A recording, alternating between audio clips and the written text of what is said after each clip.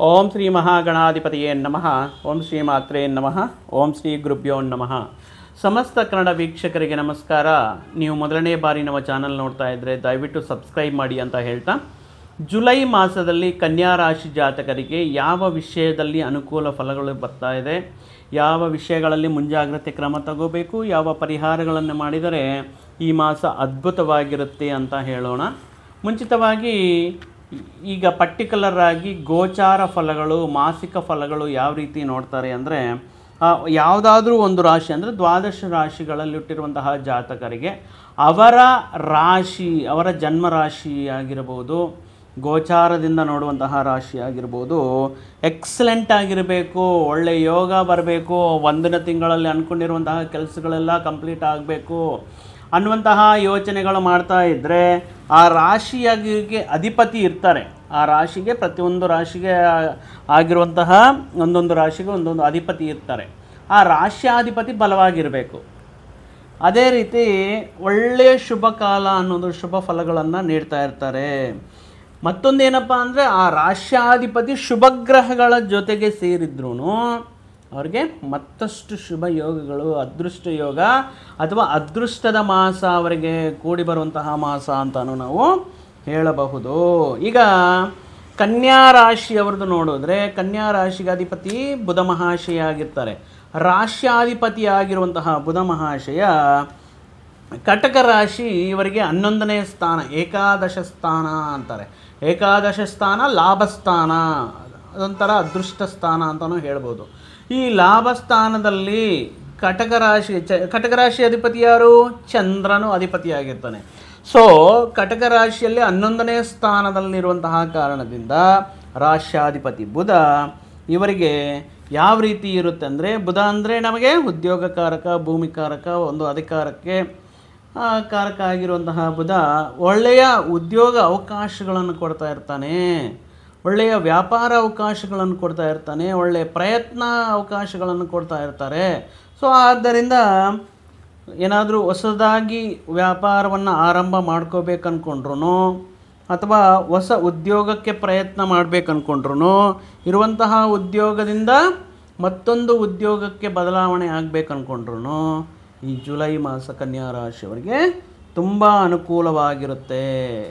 ಇಲ್ಲಿ ಚಂದ್ರನ ರಾಶಿ ಆಗಿರುವಂತಹ ಕಟಕ ರಾಶಿ ಇದು ಏನಪ್ಪ ಅಂದರೆ ಜಲತತ್ವ ರಾಶಿ, ನೀರಿನ ರಾಶಿ. ಯಾಕಂದರೆ ಅದು ಏಡಿ ಬಂದು ಕಟಕ ರಾಶಿಗೆ ಗುರ್ತೇನು? ಏಡಿ. ಏಡಿ ಎಲ್ಲಿರುತ್ತೆ? ನೀರಲ್ಲಿರುತ್ತೆ.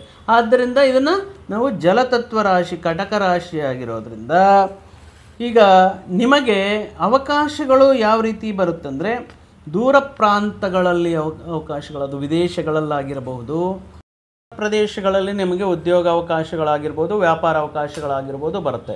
ದೂರ ಪ್ರದೇಶಗಳು ಯಾವುದು? ನಾನು ಮುಂಚೆನೇ ಹೇಳಿದ್ದೀನಿ, ಜಲರಾಶಿ ಕಟಕ ರಾಶಿ. ಈಗ ಜಲಕ್ಕೆ ಸಂಬಂಧಪಟ್ಟಿರುವಂತಹ ನದಿ ತೀರ ಪ್ರಾಂತಗಳು, ಯಮುನಾ ನದಿ ತೀರದಲ್ಲಿ ಯಾವುದಿದೆ? ಡೆಲ್ಲಿ ಇದೆ. ಡೆಲ್ಲಿಯಲ್ಲಿ ಜಾಬ್ ಬರ್ಬೋದು. ಸಮುದ್ರ ತೀರ ಪ್ರಾಂತಗಳಲ್ಲಿ ಮುಂಬೈಗೆ ಸಮುದ್ರ ಹತ್ರ, ಚೆನ್ನೈಗೆ ಸಮುದ್ರ ಹತ್ರ, ಸೊ ಚೆನ್ನೈ ಅಥವಾ ಮುಂಬೈಯಲ್ಲಿ ಜಾಬ್ ಆಪರ್ಚುನಿಟೀಸ್ ಬರೋದು. ಅಂದರೆ ಈ ರೀತಿ ನದಿ ದಡಗಳು, ಸಮುದ್ರ ದಡಗಳು ಎಲ್ಲಿರುತ್ತೋ ಅಲ್ಲಿ ನಿಮಗೆ ಉದ್ಯೋಗ ವೃತ್ತಿ ಅವಕಾಶಗಳಾಗಿರ್ಬೋದು, ವ್ಯಾಪಾರ ಅವಕಾಶಗಳಾಗಿರ್ಬೋದು ಈ ಮಾಸದಲ್ಲಿ ಗೋಚಾರವಾಗ್ತಾ ಇದೆ.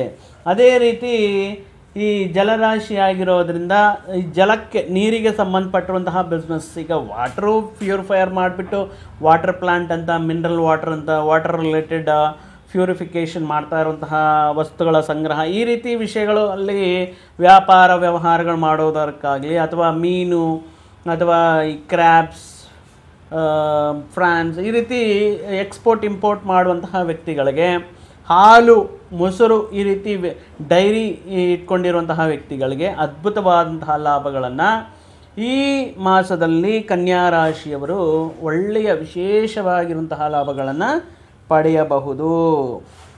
ಇನ್ನು ಅದೇ ರೀತಿ ಹೊಸ ಅವಕಾಶಗಳೊಂದೇನಾ, ಅದ್ರ ಜೊತೆಗೆ ಮತ್ತೇನು ಬರುತ್ತೆ? ಹೊಸ ಅವಕಾಶಗಳ ಜೊತೆಗೆ ಅಡಿಷ್ನಲ್ ಬೆನಿಫಿಟ್ಸ್ ಬರುತ್ತೆ. ನಿಮ್ಮ ಆದಾಯದಲ್ಲಿ ಹೆಚ್ಚಳ ಆಗಿರ್ಬೋದು, ವಿವಿಧ ಮೂಲಗಳ ಮುಖಾಂತರ ಆದಾಯ ಮಾರ್ಗ, ಧನಲಾಭ ಆಗಿರ್ಬೋದು. ಮುಖ್ಯ ಅಂದರೆ ಹಣಕಾಸಿನ ವಿಷಯಗಳಲ್ಲಿಯೂ ಕೂಡ ಈ ಮಾಸದಲ್ಲಿ ಅದ್ಭುತವಾಗಿ ಯೋಗಕಾರಕವಾಗಿರುತ್ತದೆ ಕನ್ಯಾ ರಾಶಿಯವರಿಗೆ. ಅಂದರೆ ಈ ತಿಂಗಳು ಕಂಪ್ಲೀಟಾಗಿ ಒಳ್ಳೆಯ ವಿಷಯಗಳೇ ನಡೀತಾ ಇದೆ. ಯಾಕಂದರೆ ರಾಶ್ಯಾಧಿಪತಿ ಇಲ್ಲಿ ಬುಧ ಆಗಿರ್ತಾರೆ, ದಶಮಾಧಿಪತಿ ಲಾಭಸ್ಥಾನದಲ್ಲಿ ಇರೋ ಕಾರಣದಿಂದ ಇದು ಹಣಕಾಸಿನ ವಿಷಯಗಳಲ್ಲಾಗಿರ್ಬೋದು, ವ್ಯಾಪಾರ ವ್ಯವಹಾರಗಳಲ್ಲಾಗಿರ್ಬೋದು, ಮುಖ್ಯವಾಗಿ ಈ ಒಂದೇ ಸಾರಿ ಮಲ್ಟಿಪಲ್ ಆಪರ್ಚುನಿಟೀಸ್ ಬರುತ್ತೆ. ಯಾವುದು ಇದನ್ನು ತಗೊಳ್ಳೋಣ. ಉದ್ಯೋಗಗಳು ಬರುವಂತಹ ಟೈಮಲ್ಲಿ ಎರಡೂ ಆಪರ್ಚುನಿಟೀಸ್ ಬರುತ್ತೆ, ಎರಡೂ ಎಕ್ಸಲೆಂಟ್ ಆಗಿರುತ್ತೆ. ಒಂದು ಗೊಂದಲ, ಈ ಆಪರ್ಚುನಿಟಿ ತಗೊಳ್ಳೋಣ, ಈ ಆಪರ್ಚುನಿಟಿ ತಗೊಳ್ಳೋಣ. ಅಂದರೆ ಇಷ್ಟು ದಿನಗಳ ಕಾಲ ಒಂದು ಆಪರ್ಚುನಿಟಿಗೋಸ್ಕರ ಕಾಯ್ತಾ ಇರುವಂತಹ ನಿಮಗೆ ಒಂದೇ ಬಾರಿ ಮಲ್ಟಿಪಲ್ ಆಪರ್ಚುನಿಟೀಸ್ ಬರೋದನ್ನೋದು ಒಂದು ರೀತಿ ಅದೃಷ್ಟ ಯೋಗನೇ ಅಂತ ಹೇಳ್ಬೋದು. ಆದರೆ ಬಂದಿರುವಂತಹ ಅವಕಾಶಗಳನ್ನು ನೀವು ಯಾವ ರೀತಿ ಕೈ ಹಿಡಿದು ಅದರಲ್ಲಿ ನೀವು ಕಂಟಿನ್ಯೂ ಮಾಡ್ತೀರಾ ಅನ್ನೋದು ನಿಮ್ಮ ವೈಯಕ್ತಿಕ ವಿಚಾರಕ್ಕೆ ಬಿಟ್ಟಿದ್ದು. ಇವರಲ್ಲಿ ಯಾರ ಸಲಹೆಗಳು ಪಡೆಯುವಂತಹ ಅವಶ್ಯಕತೆ ಇಲ್ಲ. ಕೆಲವೊಂದು ವ್ಯಕ್ತಿಗಳು ನಿಮ್ಮನ್ನು ದಾರಿ ತಪ್ಪಿಸುವಂತಹ ಅವಕಾಶಗಳು ಇರುತ್ತೆ. ಆದ್ದರಿಂದ ನಿಮ್ಮ ಸ್ವಯಂ ಇಚ್ಛೆಯಿಂದ ಯಾವುದಾದರೆ ಒಳ್ಳೆಯದು ಅನ್ನುವಂತಹ ಒಂದು ನಿರ್ಧಾರ ತಗೊಳ್ಳುವಂತಹ ಶಕ್ತಿ ನಿಮಗೆ ಇರಲಿ ಅಂತ ಪ್ರಾರ್ಥಿಸುತ್ತೇನೆ. ಇದೇ ಸಂದರ್ಭದಲ್ಲಿ ನಿಮಗೆ ಕೆಲವೊಂದು ವಿಚಾರಗಳಲ್ಲಿ, ಅದು ವ್ಯಾಪಾರಕ್ಕೆ ಸಂಬಂಧಪಟ್ಟಿರುವಂಥ ಹಣಕಾಸಿನ ವ್ಯವಹಾರಗಳಾಗಿರ್ಬೋದು, ನೀವು ಮಾಡುವಂತಹ ಪ್ರಯತ್ನಗಳಾಗಿರ್ಬೋದು, ಮುಖ್ಯವಾಗಿ ಶುಕ್ರನ ಅನುಗ್ರಹದಿಂದ ಸ್ವಕ್ಷೇತ್ರದಲ್ಲಿ ವೃಷಭ ರಾಶಿಯಲ್ಲಿರುವಂತಹ ಶುಕ್ರ ಮಹಾಶಯ ಭಾಗ್ಯಸ್ಥಾನದಲ್ಲಿ ಈ ಕನ್ಯಾ ರಾಶಿಯವರಿಗೆ ಯಾವ ರೀತಿ ನೀಡ್ತಾ ಇರ್ತಾನೆ ಅಂತ ಹೇಳುವುದಾದರೆ, ಮುಖ್ಯವಾಗಿ ಈ ಭಾಗ್ಯಸ್ಥಾನದಲ್ಲಿರುವಂತಹ ಇವರಿಗೆ ಯಾವ ರೀತಿ ಅಂದರೆ ಅದೃಷ್ಟ ಅವಕಾಶಗಳು ಜಾಸ್ತಿ. ಅದು ಯಾರಿಂದ? ಮುಖ್ಯವಾಗಿರುವಂತಹ ಸ್ತ್ರೀಯರಿಂದ. ಅದು ಸ್ತ್ರೀಯರು ಅಂದರೆ ಅಲ್ಲಿಂದನೂ ಆಕಾಶದಿಂದ ಆಟೋಮೆಟಿಕ್ಕಾಗಿ ಬಂದುಬಿಡ್ತಾರೆ ಅಥವಾ ಫ್ಲೈಟಲ್ಲಿ ಹಾರ್ಕೊಂಡು ಬಂದುಬಿಡ್ತಾರೆ ಅಂತ ಊಹೆ ಮಾಡ್ಕೊಳ್ಳೋಕೆ ಹೋಗಬೇಡಿ. ಆ ಸ್ತ್ರೀಯರು ನಿಮ್ಮ ಸಂಗಾತಿ ಆಗಿರ್ಬೋದು, ನಿಮ್ಮ ತಾಯಿ ಆಗಿರ್ಬೋದು, ನಿಮ್ಮ ಸಹೋದರಿ ಆಗಿರ್ಬೋದು.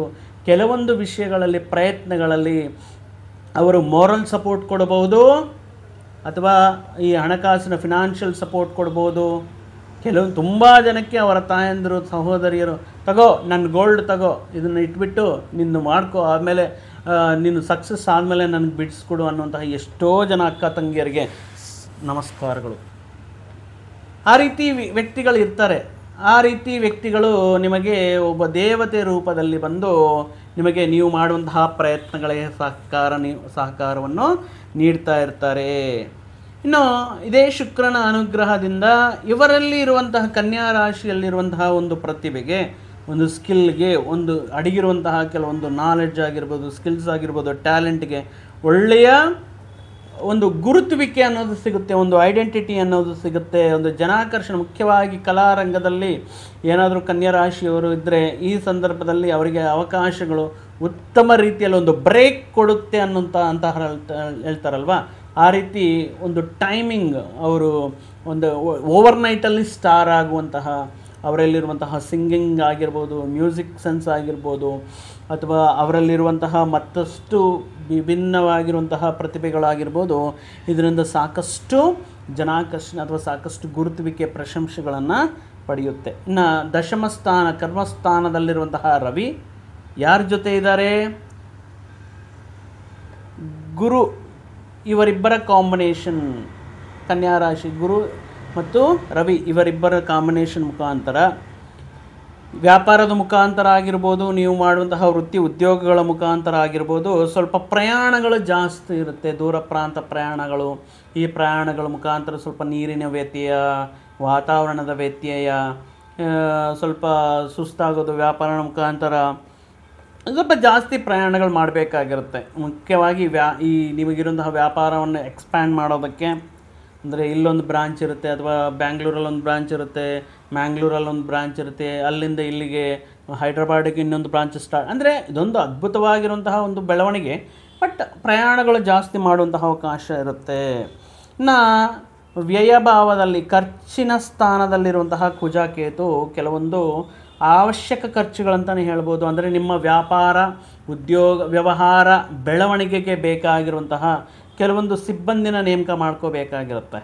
ಈಗ ನಿಮ್ಮ ಆದಾಯ ಬೇಕು, ವ್ಯಾಪಾರ ವಿಸ್ತರಣೆ ಮಾಡಬೇಕು ಅಂದರೆ ಅದೇ ಮೊತ್ತದಲ್ಲಿ ಸಿಬ್ಬಂದಿಯೂ ಬೇಕಾಗಿರುತ್ತೆ. ಆದ್ದರಿಂದ ಸಿಬ್ಬಂದಿನೇ ನೇಮಕ ಮಾಡ್ಕೊಳ್ಳೋಕ್ಕೋಸ್ಕರ ಒಂದು ಸಪ್ರೇಟ್ ಬಡ್ಜೆಟ್ ಅನ್ನೋದು, ಅದಕ್ಕೋಸ್ಕರ ಸ್ವಲ್ಪ ಹಣಕಾಸಿನ ಖರ್ಚು ಅನ್ನೋದು ಈ ಮಾಸದಲ್ಲಿ ಗೋಚಾರವಾಗ್ತಾ ಇದೆ. ಒಂದೇ ಒಂದು ಪಾಯಿಂಟ್ ಎಲ್ಲಪ್ಪ ಅಂದರೆ ಶನಿ ಪರಮಾತ್ಮರು ಕಳತ್ರ ಭಾವವಾಗಿರುವಂತಹ ಸಪ್ತಮ ಭಾವದಲ್ಲಿ ಇರೋದರಿಂದ ಕೆಲವೊಂದು ಮುಖ್ಯವಾಗಿರುವಂತಹ ಕೆಲಸಗಳು ಎಷ್ಟೇ ಪ್ರಯತ್ನ ಮಾಡಿದ್ರು, ಎಷ್ಟೇ ಎಫರ್ಟ್ ಹಾಕಿದ್ರು, ಯಾರ ಹತ್ರ ರೆಕಮೆಂಡ್ ಮಾಡಿಸಿದ್ರು ಸ್ವಲ್ಪ ಡಿಲೇ ಅನ್ನೋದಾಗ್ತಾ ಇರುತ್ತೆ.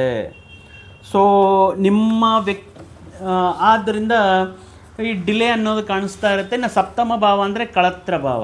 ಸೊ ನೀವು ತಗೊಂಡಿರುವಂತಹ ನಿರ್ಧಾರಗಳಿಗಾಗಿರ್ಬೋದು, ನೀವು ಕೈಗೊಂಡಿರುವಂತಹ ಕೆಲವೊಂದು ವಿಷಯಗಳಿಗಾಗಿರ್ಬೋದು, ಈ ವಿಷಯಗಳಿಂದ ಏನಾಗುತ್ತೆ ಅಂದರೆ ನಿಮ್ಮ ಸ್ವಂತದವರೇ ನಿಮ್ಮನಿಗೆ ಅಪೋಸ್ ಮಾಡ್ತಾರೆ. ನಿಮಗೆ ವ್ಯವಹಾರ ಜ್ಞಾನ ಗೊತ್ತಿಲ್ಲ, ನಿಮಗೆ ವ್ಯವಹಾರ ಮಾಡೋದು ಗೊತ್ತಿಲ್ಲ, ನಿಮಗೆ ಈ ವಿಷಯದಲ್ಲಿ ಅನುಭವ ಇಲ್ಲ, ಹಣಕಾಸು ಮಾಡೋದು ಗೊತ್ತಿಲ್ಲ, ಈ ರೀತಿ ಕೆಲವೊಂದು ವಿಷಯಗಳಲ್ಲಿ ಡಿಮೋಟಿವೇಟ್ ಮಾಡ್ತಿರ್ತಾರೆ. ಯಾಕೆ ಸುಮ್ಮನೆ ದುಡ್ಡು ವೇಸ್ಟ್ ಮಾಡ್ತೀರಾ, ಯಾಕೆ ಪ್ರಯೋಗ ಮಾಡ್ತೀರಾ? ಆದರೆ ಯಾರ ಮಾತಿಗೂ ನೀವು ಕೇಳಿಸ್ಕೋಬೇಡಿ ಅಂದರೆ ಅವರು ಹೇಳಿದ್ದನ್ನು ಒಳ್ಳೆಯದು ಹೇಳಿದ್ದನ್ನು ಕೂಡ ಬೇಡ ಅಂತಲ್ಲ. ಅಂದರೆ ನೀವು ಧೈರ್ಯವಾಗಿ ಆತ್ಮವಿಶ್ವಾಸದಿಂದ ಯಾವುದೇ ನಿರ್ಧಾರ ಕೈಗೊಂಡ್ರೂ ಅದ್ಭುತವಾಗಿ ಯಶಸ್ಸು ಬರುತ್ತೆ.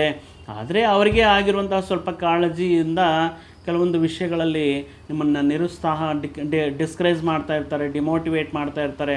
ಬಟ್ ಅವರಿಗೆ ಸರಿಯಾಗಿ ತಿಳಿಸಿ, ಆದ್ದರಿಂದ ನಿಮ್ಮ ವ್ಯವಹಾರಗಳಲ್ಲಿ ಮುಂದುವರಿಯುತ್ತೆ. ಅದೇ ರೀತಿ ಸಪ್ತಮ ಶನಿಗೆ ಸಂಬಂಧಪಟ್ಟಿರುವಂತಹ ಪ್ರತಿ ಶನಿವಾರ ನೀವು ಶನಿ ಹೋರ ಸಮಯ ಬೆಳಗ್ಗೆ 6ರಿಂದ 7 ಗಂಟೆ ಮಧ್ಯೆಯಲ್ಲಿ ಶ್ರೀ ಶನಿ ಪರಮಾತ್ಮನ ದೇವಸ್ಥಾನಕ್ಕೆ ಹೋಗ್ಬಿಟ್ಟು ಅಲ್ಲಿ ಶನಿ ಪರಮಾತ್ಮರಿಗೆ ಈ ತೈಲಾಭಿಷೇಕ ಮಾಡಿಸೋದಾಗಿರ್ಬೋದು, ಎಳ್ಳಿನ ಎಣ್ಣೆ ದೀಪಾರಾಧನೆ ಮಾಡುವುದಾಗಿರ್ಬೋದು, ಈ ಶನಿವಾರದಂದು ಹನುಮಾನ್ ದೇವರಿಗೆ ದೇವಸ್ಥಾನವನ್ನು ದರ್ಶನ ಮಾಡಿಕೊಂಡು ಪ್ರದಕ್ಷಿಣೆ ಮಾಡೋದರಿಂದ ಮತ್ತಷ್ಟು ಶುಭ ಫಲಗಳು ಶನಿ ಪರಮಾತ್ಮರಿಂದ ನೀವು ನಿರೀಕ್ಷಿಸಬಹುದು ಅಂತ ಹೇಳ್ತಾ ಮತ್ತೊಂದು ವಿಡಿಯೋ ಜೊತೆಗೆ ಮತ್ತೊಂದು ಆಸಕ್ತಿಕರ ವಿಷಯದ ಜೊತೆಗೆ ನಿಮ್ಮ ಮುಂದೆ ಬರ್ತೀನಿ. ಅಲ್ಲಿಯವರೆಗೂ ಸರ್ವೇ ಜನ ಸುಖಿನೋ ಭವಂತು, ಸಮಸ್ತ ಸನ್ಮಂಗಳಾನಿ ಭವಂತು. ಜೈ ಶ್ರೀರಾಮ್.